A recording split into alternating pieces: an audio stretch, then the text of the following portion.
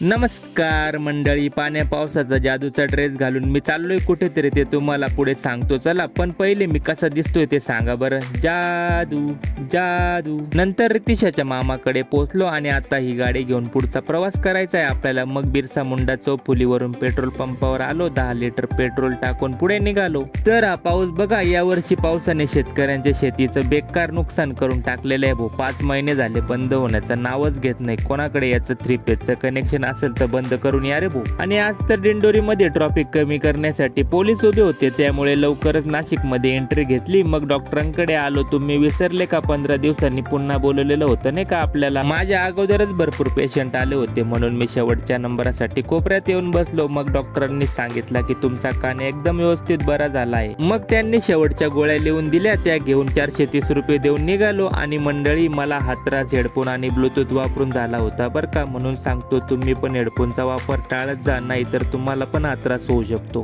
चला मग, हा लॉग तुम्हाला आवडला असेल तर लाईक नक्की करा आणि तुमच्या हेडफोन व ब्लूटूथ वापरणाऱ्या मित्राला नक्की शेअर करा. भेटूया उद्याच्या लॉग मध्ये मंडळी.